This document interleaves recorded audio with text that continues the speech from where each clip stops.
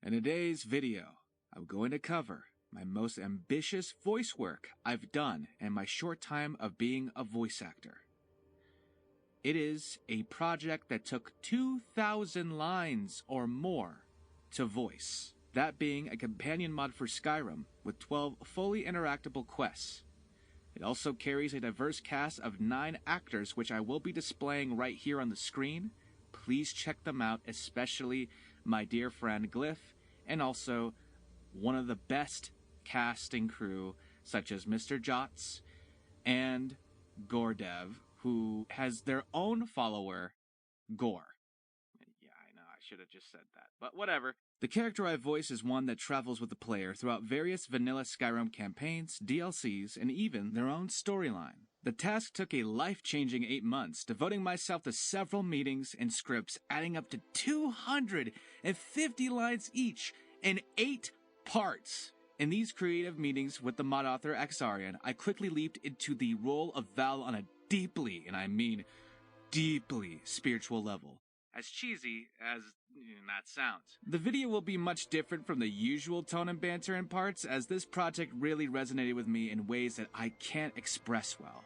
Lots of sappy, silly, ridiculous, and serious topics are going to be had to the detriment of my usual light-hearted behavior when it comes to making these videos, at least how I started out.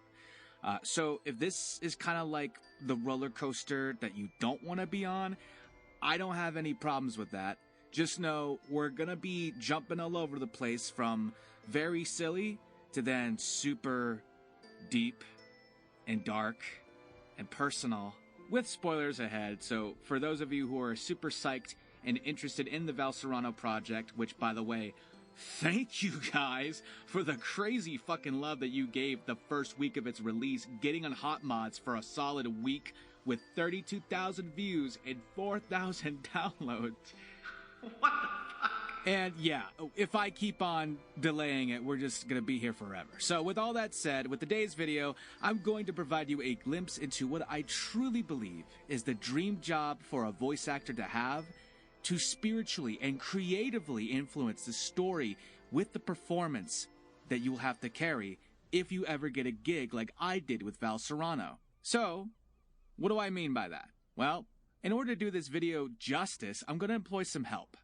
The mod author herself, Axarian, will go through the process with me of what we experienced in our 8 months together in creating Val Serano. Mostly in the vein of clipped conversations we decided to have, and covering the ground, as it were, to take a look at what manifested the project to fruition.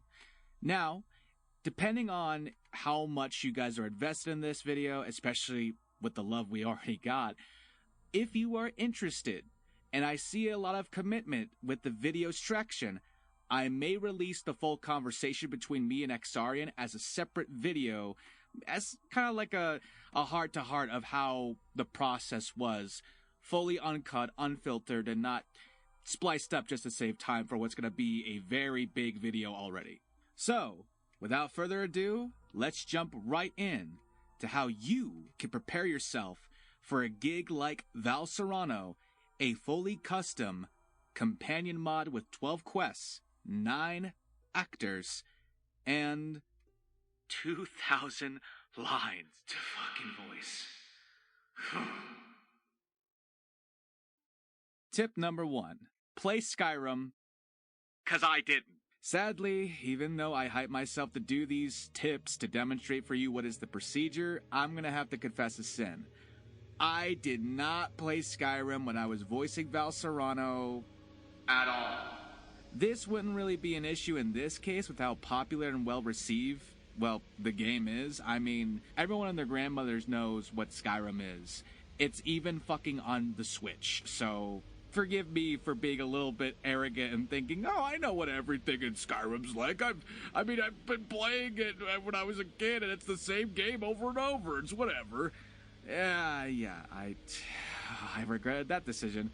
And for those of you who are curious how long ago I ever played Skyrim, 8 years ago.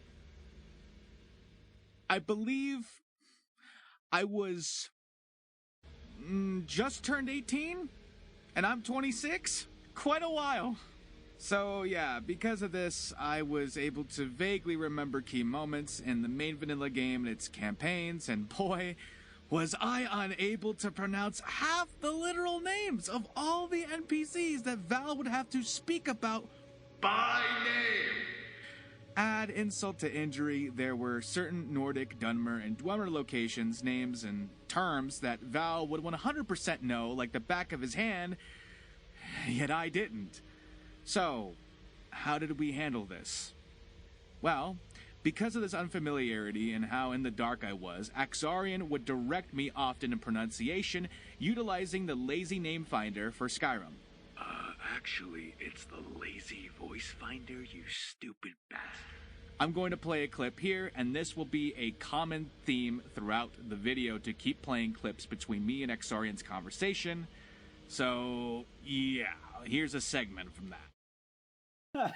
I probably should have played Skyrim, and I didn't, because I didn't know how to pronounce. I think the one name I want to say with you that was like the most egregious that I couldn't pronounce was Arander, I want to say. Arander. I thought it was like, I don't know if it was Arander. It was like the name that started with Erander.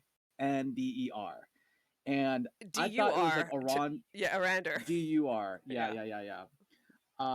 I remember pronouncing it in so many different ways until I think it was either Arander or something that I would never have guessed by its pronunciation of like how it was spelled. I can't even remember how many you tried, because there were a few NPC names where you did multiple takes of different pronunciation, giving up in despair.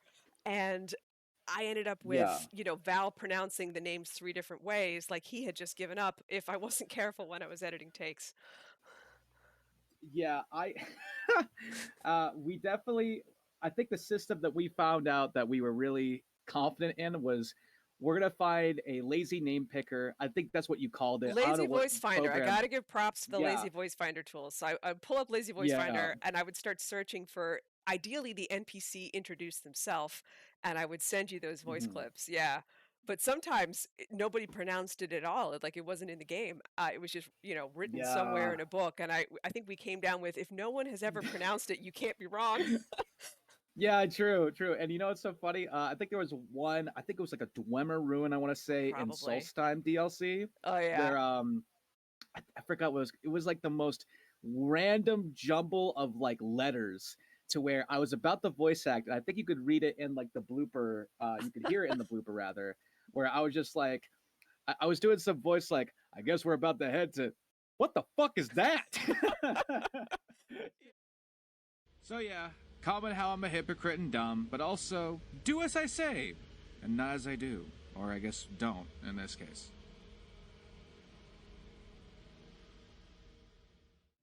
Tip number 2. No stereotypes.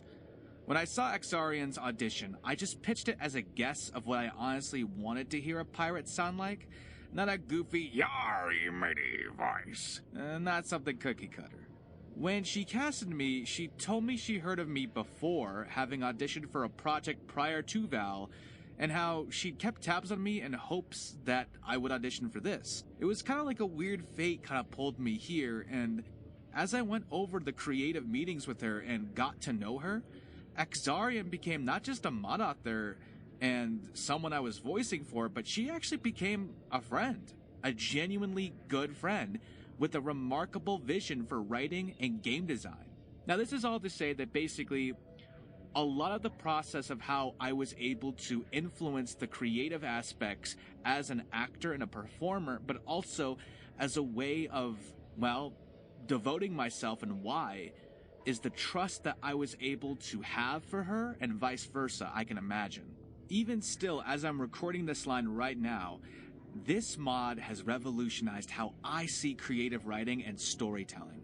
This project has made me a better voice actor, a better writer, and definitely a better person with its very human topics. I know you're probably thinking, what the fuck are you smoking? This is a Skyrim mod. You're talking like this is the modern Shakespeare. And yeah, I am talking like that. But please, hear me out when I say this. Projects like these will thwart your expectations if you're lucky. So please, come into it with no stereotype, no expectations, and no prejudice. No assumptions whatsoever.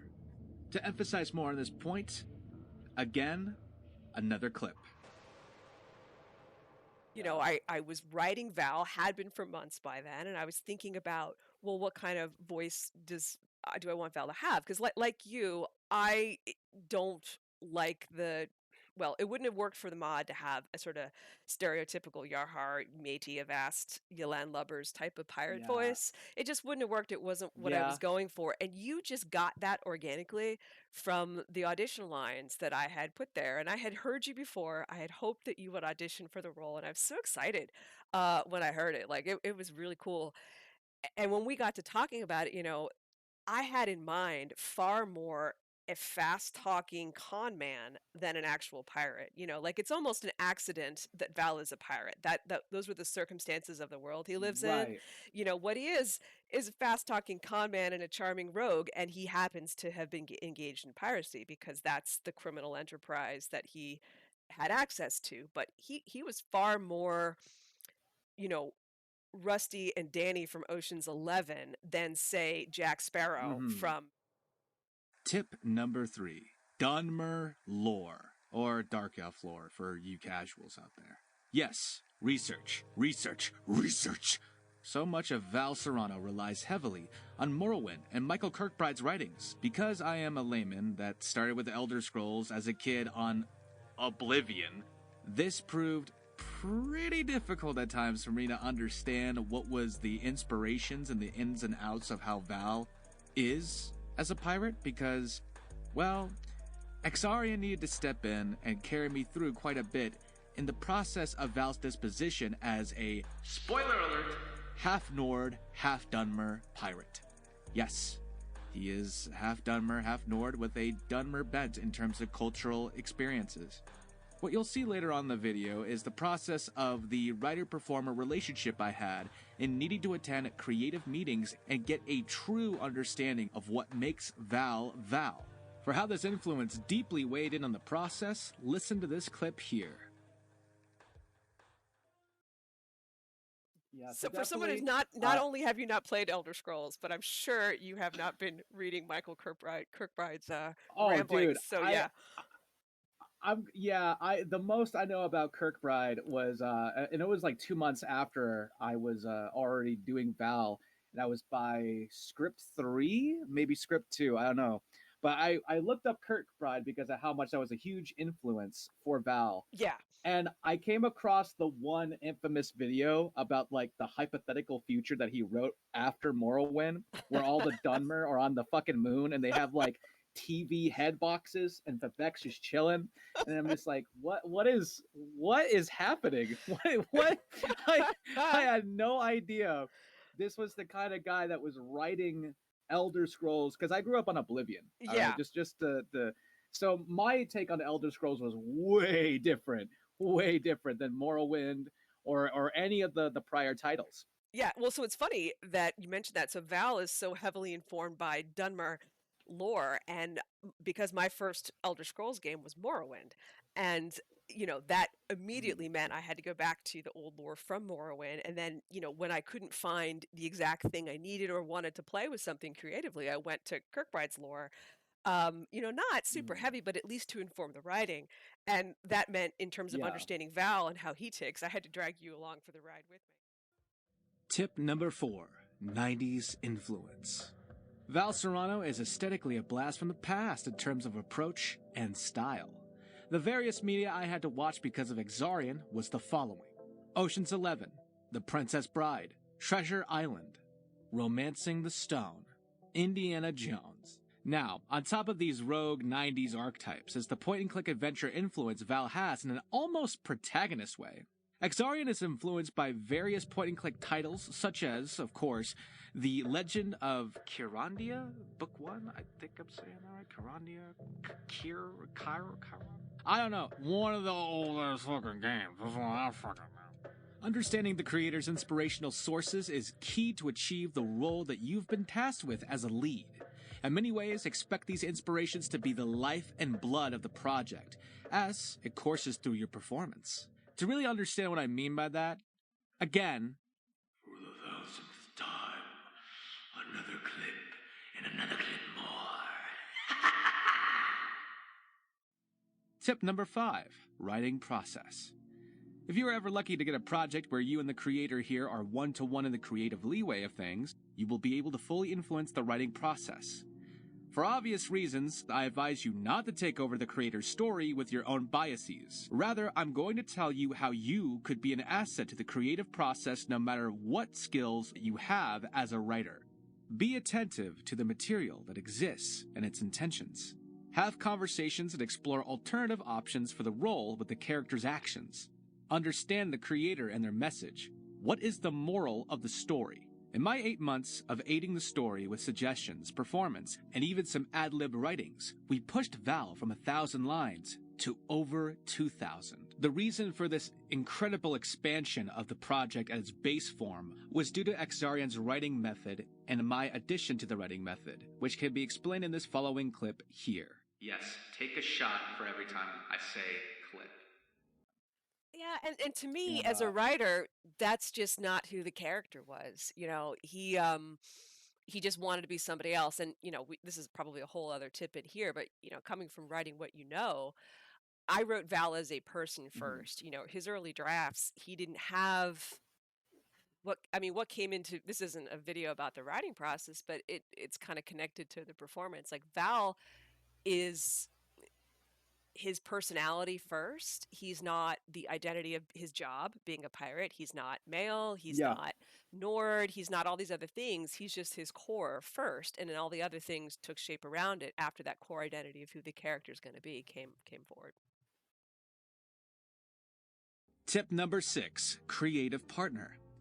Similar to tip 5, creative partner is what you'll hopefully become if the writing process has proven satisfactory and successful with who you're on the project with. Being a creative partner allows you to have access to a vulnerable part of the story. You need to make sure because of this, what you bring to the table in terms of chemistry and dynamic to the story. Are your writings or suggestions heavy and dark? Are they silly and lighthearted? Do they provide themes of hope and valor? Or are they nihilistic and horrifying, a decay of the principles that this character once had? I would like to ramble on and on about how I assess the process in my writing, but rather to make this short and sweet because of how long the video will be. Again, this conversation will be brought up in this part about how we bounced off each other, Xarian and I, during the 8-month process. Right. You don't have the physical performance that goes along with the audio performance. But in a lot of ways that, you know, because you don't have mocap and facial expression stuff in what we're doing for Skyrim and an amateur project versus, you know, a big game studio, the voice acting work it's almost like a radio drama when you're doing, you know, voice acting for an older game like Skyrim on an indie project, because so much of the heavy lifting of the character's emotional performance has to be carried by the actor that's doing the role. And you know, I feel cosmically lucky that we connected on this project because you are a writer and you had this additional creative perspective and skill set that you brought to the project. So, you know, it inspired me. I think I had maybe just under 1,000 lines written for the mod, you know, when I cast you. And then as we started working together with you know, inspiration from you, I was able to pretty much double the size of the script, from getting such a better idea of who Val is, how he reacts, how he speaks, could hear it in my head much more quickly, you know, with you working. And then I felt also not working in a vacuum. I had a creative partner that could give me feedback, that could pitch ideas, that could workshop things with me and help me feel confident that I was staying on track and true to the character, because, you know, it was just an exponential improvement in the creative process just by having you on board. Tip number 7, reactivity as lead. Val Serano is a very reactive character, a companion with so much to say on the player's actions. In fact, you won't be a still and static character that speaks when spoken to, no. You will be speaking at various times throughout your journey with the player and the adventure. In order to get into the headspace of knowing this, pretend that you are a lead character and not a sidekick. Too often, people can fall into this trap of this mentality because of the mechanical aspect of a Skyrim follower. That way of thinking will only stunt your performance. especially when you realize that certain mechanics of such a mod allows characters unprovoked by player decision to do actions such as, spoiler alert, pickpocketing. So whenever I would write dialogue for Val, I would say, okay, how are these three archetypes going to fit into this situation? Because I want to preserve player agency, I want to preserve player RP choices, and not metagame the player. And then Val can just respond in different ways, dynamically, off of these things, so that there's replay value, so that people feel like Val remembers what he said to them, and you get this, I hope, interactive experience where Val starts to come alive and remember what you've said to him and how you treated him. Last and final tip before we do the demonstration. Tip number 8. Vocal warm-up. This project was a lot. A lot. It was already a massive project with 1,000 lines, with block scripts being 250 lines each. Yet with me having reached the halfway mark on month 4, Xari and I made the decision to expand it for another 4 months. Such a thing required me to do various vocal warm-ups, which at times I may or may not have been lazy on and deeply regretted. No, don't worry, my voice was not strained and I did not hurt myself when I didn't do a vocal warm-up. An example of how I screwed up is the following clip. You are going to be voicing a lot. Vocal warm-ups are so needed. And there were plenty of times when I would just wake up first thing in the morning, go do the script, and then go do my typical day job or whatever. And because I didn't take the time to warm up as I first woke up, it was just, I got myself into so many unnecessary headaches, the one of which is a very famous series of fuck-ups about pronouncing FORSWORN over and over and over. And it was so comedic to me how much I kept fucking it up. We need the FORSWORN you know what, fuck remix. it. The fans need to just fucking listen to this shit. I need them to understand how a New York half Italian dude is gonna fuck up pronouncing something as simple as FORSWORN because I keep saying FORSWORN, FORSWORN, and it's like my accent's coming out and I'm like, what the fuck, dude? Can I just no?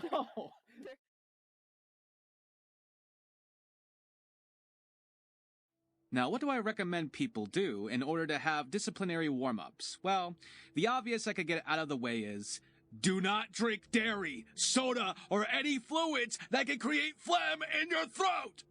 In terms of how to prevent certain locks in your jaw, slurring of the words, etc., here are my recommendations for a professional covering the best practice. This channel, Improve Your Voice, is a pretty good channel I follow, and while I obviously don't follow everything about it, and I'm a pretty lazy bastard, I would recommend this channel either way because, well, this guy knows what he's talking about. A good video to recommend just to start off with would be a daily voice acting practice for all. And just because, fuck it, we might as well put it out there now, to give you all the wrong ways of what's going to happen when you don't do vocal warm-ups, I'm going to give you the infamous FORSWORN blooper that was hinted in the clip.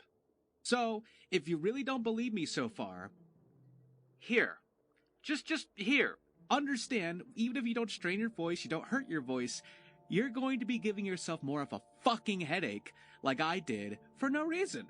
So please, again, going back to some of my other tips, do as I say, not as I don't. These FORSWORN and I these FORSWORN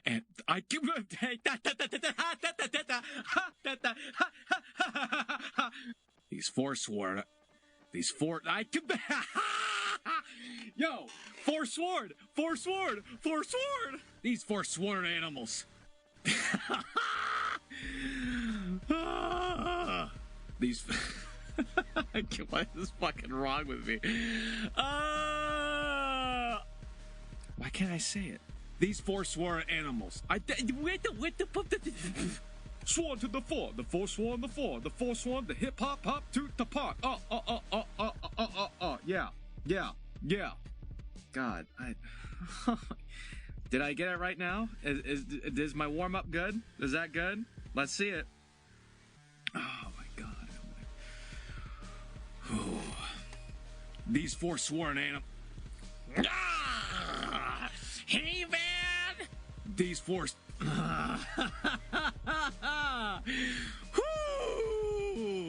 These yeah. Oh, this is gonna be a long one, ain't it? It's gonna be a long one, ain't it? These FORSWORN.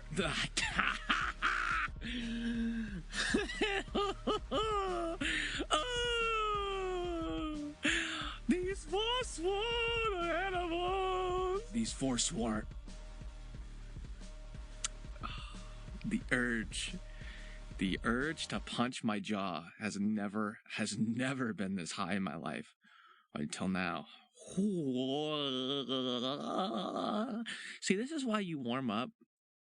Not because you're gonna do bad stuff, it's because stupid fucking things that should be fucking simple to pronounce, like FORSWORN, should not be like FORSWORN.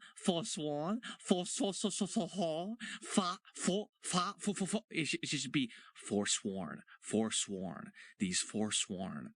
But I can't do it. It won't happen. Okay, so now that I've done a lot of tips, a lot of preaching, a lot of vomiting of emotions, in some facets, I guess, I'm going to finally give you the voice demonstration. So for this voice, this is going to be a number of things that if you don't get now during the demonstration, I will explain post-demonstration, so please be around for afterwards with the other topics and the timestamps.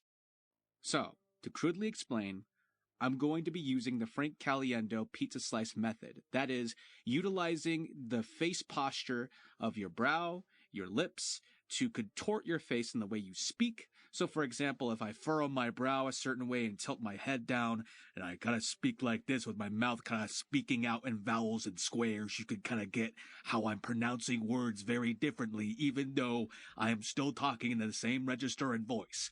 That kind of ordeal. So, similar to that, you're going to want to do that, but rather than, of course, speaking like a fucking orc, you're going to want to speak where your head's tilted to the side a bit. You have always a grin, always as you're talking. And as you can kind of hear my voice change by just grinning as I'm talking, you're going to want to go a little bit deeper. And how I do it is simply, I go into more of this register where, imagine a phantom rasp, if you will, in your voice. You know, like, this is the voice, da-da-da-da. But you're going to not want the rasp. You just want the rasp in your throat, in your mind, so that you can go down and talk more like, hey, I'm speaking from this kind of nice, suave angle. And if this doesn't help, then try to remember that your eyes will always need to be razor sharp, reading the room, analyzing every twitch of the person's muscle in their face and the way that they react to your every word. Because that's the thing about Val. He always pays attention to the very subtle nature of the buyer, just enough to swindle them. And whenever I'm actually amused, I simply just perk up my lips more in the way I speak. As you can hear by the tone of my voice, I'm still in this deeper register. But more than that, I have quite the hefty laugh. And for whenever I'm really pissed off, I simply talk as if I'm really annoyed. And I dare a fetcher to actually do something about it. And sometimes I just grit my teeth how I talk because there's a fucking dog right now next to me chewing on a soda bottle. You motherfucker. So, yeah, with an annoying dog chewing on a bottle, that's the demonstration. And I will say that the main thing I will cover in these next topics will involve actors and how I kind of took a lot from their mannerisms, so stick around for that, because that will definitely help in case you do want to do a Val-like performance for any character gig that you got in your own arsenal. Okay, I think the terror of the bottle eating is done. For the full process it took to understand Val Serano, I had to do weekly meetings to compile notes throughout while having a back and forth. This level of multitasking was a bit tricky for me, so my key adjustment to the process was talking the idea out first, then jotting down the result from the creator of where the idea went. Interpret the creator's answers as gospel to practice. To give a good example, once again. I gotta break in and say the funny thing is, one thing that was new to me in working with an actor was I never direct.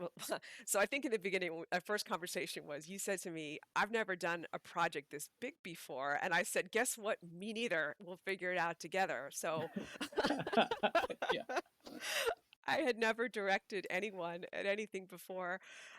So a lot of it was I had stuff in my head that I had to figure out how to articulate out loud, to another person in a way that was Yeah. comprehensible. So that was a process for me. Once adapting to the rules of the role, the psyche of the character, allow yourself, depending on the chemistry with the creator, to stretch your legs a bit. Ad-libs, while they could be easily unasked for and obnoxious, can liven up things if nothing else than allow the process of the story to consider something raw from the performer, which many historically have benefited from. Examples of this are Django Unchained with Leonardo DiCaprio, Departed with Jack Nicholson, Blade Runner with Rutger Hauer, Silence of the Lambs with Anthony Hopkins. Thank God I said lambs because Xarian was going to make fun of me. I won't be displaying these scenes because I want you, the viewer, to search them yourself to fully digest these as inputs by the actors. Similar to that in the field of voice acting, ad-libbing lines and performances in certain ways will heighten and enrich the project if you do it right. A full, honest conversation of how it went down with me and Xarian in the process is as follows. Yeah, so there's definitely the grounding aspect of ad-libs. You will get, way too silly with it, and you have to dial it back. And there is a director's role for, just keeping it grounded. Val Serano is a 90s rogue action hero and a point-and-click adventure type personality. A man of charlatan charm with a rough yet suave attitude.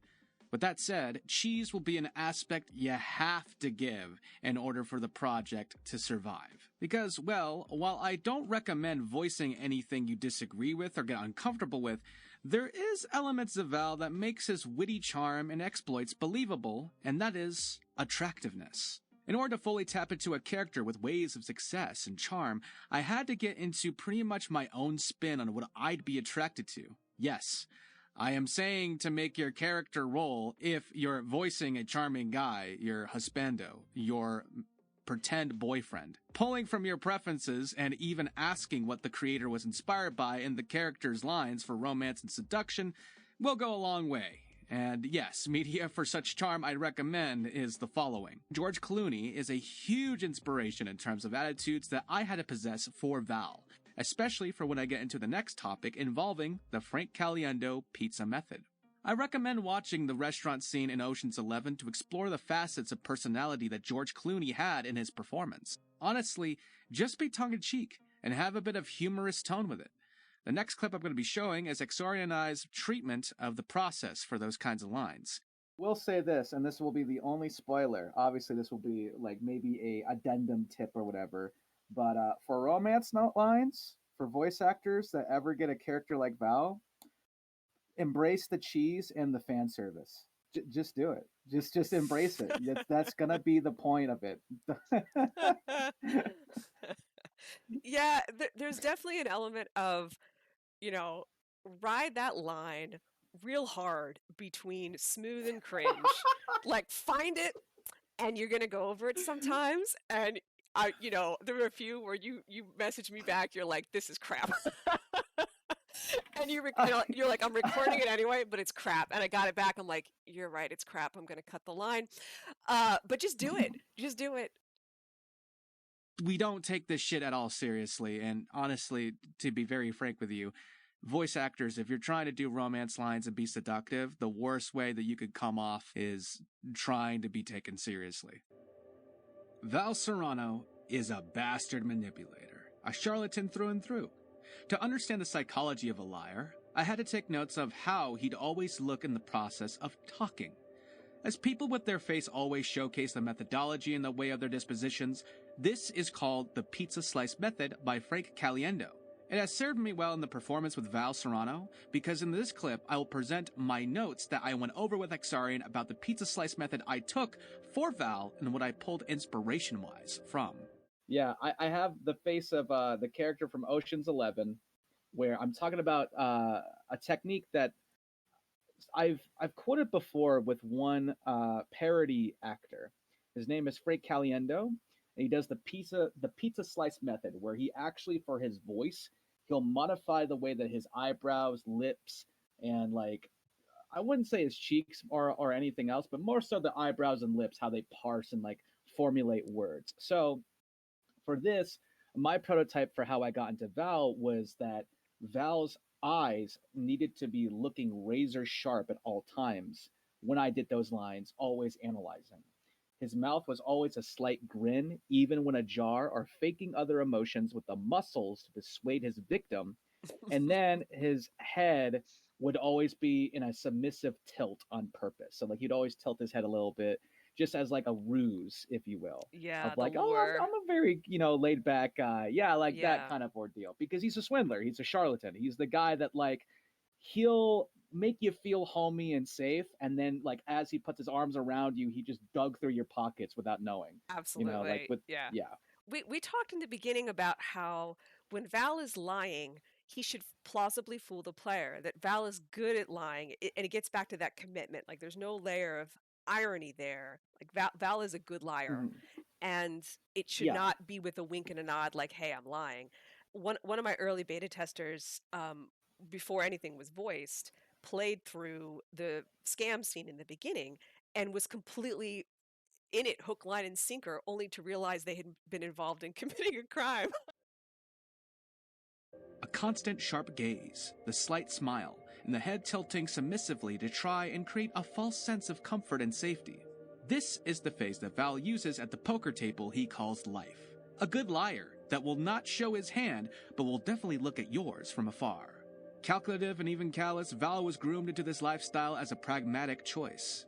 Do not mistake this as if he has an impenetrable heart, because later we will cover his trauma responses and what he struggles with by time of the player interacting with him.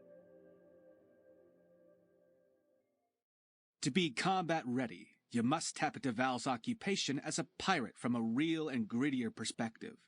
Plundering, murder, thievery, dealing with high-strung cutthroats as your fellow man. These are the things that Val had to live with, an aquatic prison out at sea. Val Serano is desensitized to violence and the magical conflicts of Tamriel, to a point of rarely flinching or reacting.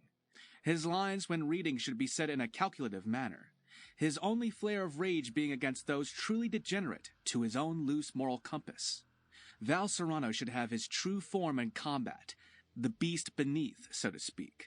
In better words, Axarian explains here, Yeah, we went through, so his influences are, for me, coming out of that 80s, 90s action hero, but you got to think of the subset of not the Arnold Schwarzenegger cartoony over the top, but more of the Yeah. John McClane or Indiana Jones, who gets scared, gets injured, has to be clever, occasionally gets their ass kicked, isn't a superhero, but is a tough guy, someone who's very capable, but is still a human in the fight. Mm. Someone who, if they punch someone, you would see them hurt their hand. They would be shaking it out after the fight. They might hide it, but it's there. Somebody who can experience fear and alarm, but also that element of, for me, someone with a martial arts background, when you're fighting and you're committed to it, you kind of put everything else on the back burner. And for somebody like Val, I felt like fighting might be one of the most honest things he ever does. So, to really understand what I'm trying to lay out here between me and the Nexarian's clip that I presented, think of it like this. If you were groomed into a very swashbuckling, violent life, where anyone could try to stab you in the back at any moment, you'd probably end up feeling like violence was just like drinking water or breathing in oxygen. It wouldn't really faze you.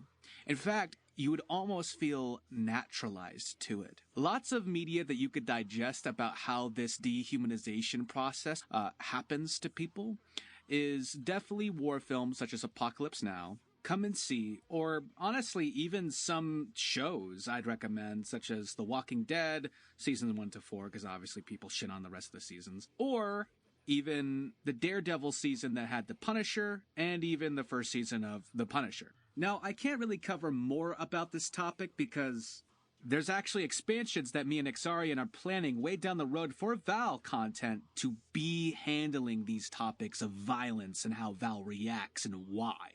So, if you don't want any actual major spoilers or anything crazy like that, this is the only time I'm going to refrain from even saying anything about it. Especially because, well, we're taking a huge break and we're trying not to give away things that we later cut out anyway. Trauma responses are often misunderstood and one-dimensional in the mainstream media.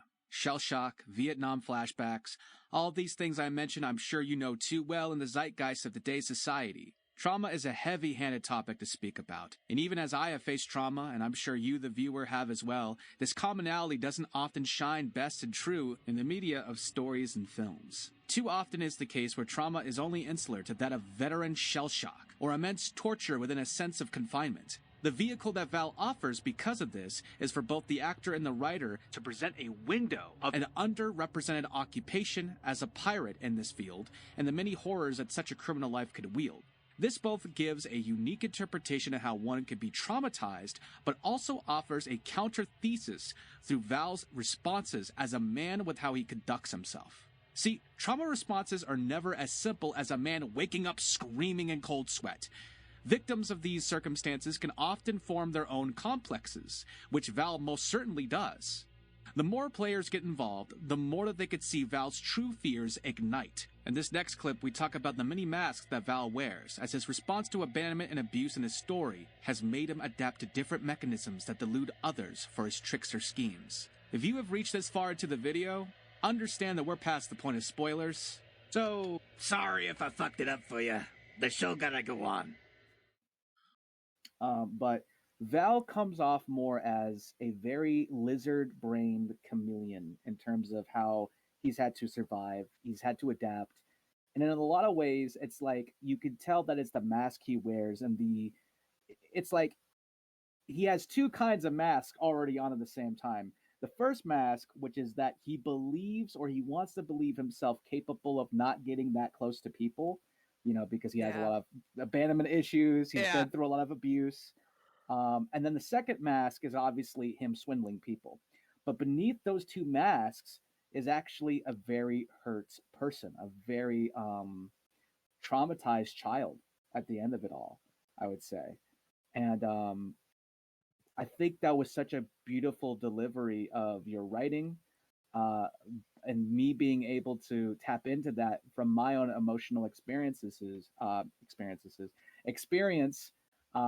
with certain feelings in my life and certain tragedies I've went through, where I think a lot of people, it's almost like you could have easily seen Val in a different life be a villain, right? Be a tragic villain, but instead there was always like a glimmer of hope inside, a light, an inherent good that he has that made him the player's friend, right? That made him able to still believe in some sense of humanity, even if he swindles half of them and steals all their shit. For the final part of understanding Val, one must understand the true weight of his journey and what his story taps into: regret. Without spoiling much of the story, even though I did spoil a fuck ton already, Val has done many things in his long profession as a pirate. Many things, of course, that he deeply regrets. While this could be true of many who experience combat or participate in criminality, Val's guilt stems heavily from failing people and having been thrown away, abandoned. I'm going to let this clip play for a bit as the two of us share our fundamental truths that we combined in order to tell the humanity that Val goes through in the span of his 12 quests. I really think what made Val's story and narrative, and like the very thing I want voice actors, if they find themselves in any parallel to a gig like this, a project like this, is being able to recognize that the person you're voicing has done things that they regret and things that keep them up at night, and that it is okay to tap into real life things that you might have regretted from personal experience.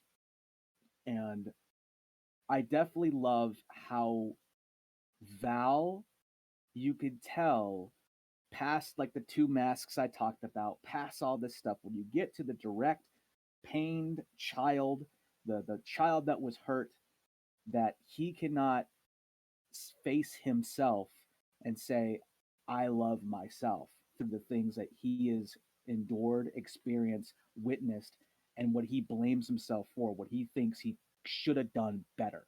So, originally I wasn't going to put this in the video, but I feel like I need to kind of really drive home what I'm trying to talk about. So from that clip, I'm going to spoil a lot in the way I'm going to be discussing this. So optionally, if you don't want spoilers, skip to the next topic, as it will be just the outro segment after this. But the main archetype of Val's trauma response is avoidancy. He avoids anything and everything that could get a leg over on him from an emotional, psychological standpoint. That is why in a lot of how he acts, he's very promiscuous. The promiscuity is not because he's a sleazebag, it's because he doesn't allow himself to emotionally invest in people that could destroy him. Because emotionally, all he has ever known is family and loved ones that have hurt him. He has never really had a good emotional relationship with many people in his family, in his personal life. And by the time he reached adulthood, he had already been forged into the fires of manipulation and violence and the need to get one over on others just to get a quick buck, a quick fix, if it were. Obviously, he's not a drug addict, but you get my point. So for Val, this is the main issue of what he deals with.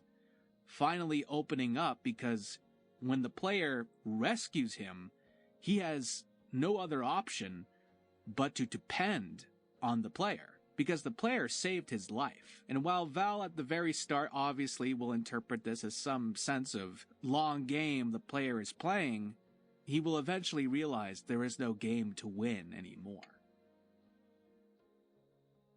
Oh, geez.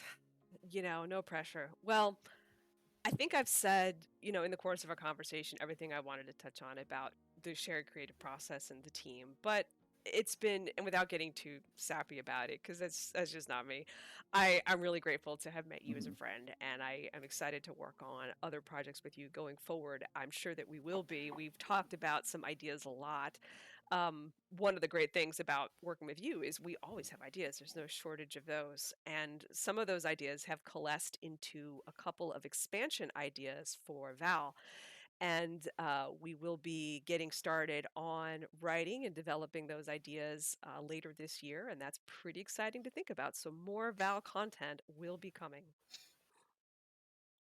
All right, awesome. For me, I'd just like to say, for those who are watching, depending on how long or short the video is, I obviously couldn't have been able to make this video without Xarian accepting me for the role. So, thank you, Xarian, for literally being not only a life raft in the middle of this weird little profession I do, which is voice acting for mods and hopefully games, but also just I've said a lot of this in a sappy little comment I put on the Nexus page, but I'll reiterate in less copy-paste format. I do think your project has actually changed a lot of my perspective on writing and voice acting and the creative work that it takes to make a proper story. And I think for whatever I plan to do in the future, game design, voice acting, etc., you are always going to be the main foundation for how I do that. Because I think a lot of what you've provided me in these 8 months of working with you has been phenomenal, has been literally like the thing I always wanted in terms of what I was seeking. And for anyone that is curious about, I'd say what to emulate out of this video, me personally, I would say more so if none of this conversation or the video layout has really given you guys a clear idea, rather than just being that of a voice actor, a writer, I think the truth of the matter that you should emulate is how Exarian put her heart and soul into this, and that no matter what, even if it's on deaf ears, even if it's never fully appreciated, you should start doing that, because you never know, years from now, months from now, decades from now even, how that will pay off. And I think this project, Val, and many projects after, is going to be finally where I think you deserve to have that payoff. And I think hopefully, you know, knock on wood, 5 years from now or whatever, we'll look back at this and be like, wow, we did a lot better. And also, we did still one of the many things that we're proud of. So with all that said, that has been How I Voiced a Pirate for Skyrim, Val Serano.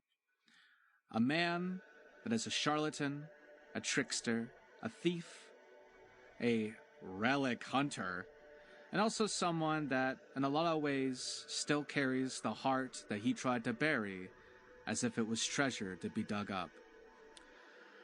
Over here, as always, I will credit the lovely producers of all my previous works and my music, the editor of these past 2 videos, especially the How I Voiced a Weapon Merchant, is Mr. Lee, or whatever name he goes by now, and of course, thank you all, and thank everyone, the supporting cast, the 9 actors involved, for being a part of this. And lastly, the fucking love and support from you guys, the people who downloaded this and are probably watching this. And if you'd like to interact with me and Exarian, join the Discord server. The link will be provided below in the description. With that said, it's been Crimson Gray, 2 FN callers, and I hope you had a good day.